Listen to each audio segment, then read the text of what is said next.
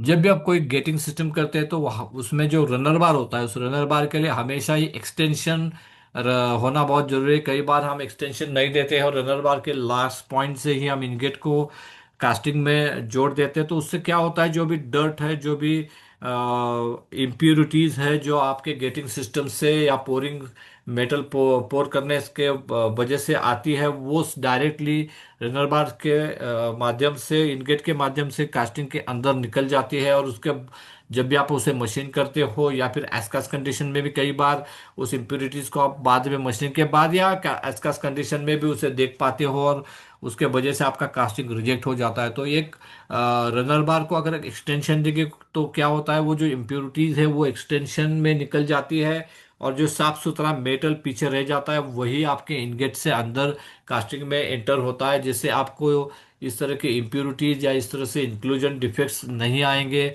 या आएंगे तो वो कम आएंगे। तो इसीलिए हमेशा एक ध्यान रखना चाहिए कि जब भी आप एक रनर बार बनाते हो तो उसे एक एक्सटेंशन देना बहुत जरूरी है। साथ ही में उससे आपका टर्बुलेंस भी कम हो जाता है। कई बार आखिरी पॉइंट से आप रनर बार के अगर इनगेट जोड़ देते हो तो वहां पर एक टर्बुलेंस हो जाता है। यहाँ पर क्या होता है, जब भी आप एक्सटेंशन करते हो तो सबसे पहले मेटल एक्सटेंशन में निकल जाता है, वहां पर जो टर्बुलेंस है वो कम हो जाता है, बिकॉज मेटल एक्सटेंशन में बार में जाने के बाद उसके रनर बार से पहले इनगेट से निकल जाता है, तो वहां पर मेटल का टर्बुलेंस नहीं होता है। मेटल का टर्बुलेंस है वो अवॉइड हो जाता है या रिड्यूस हो जाता है।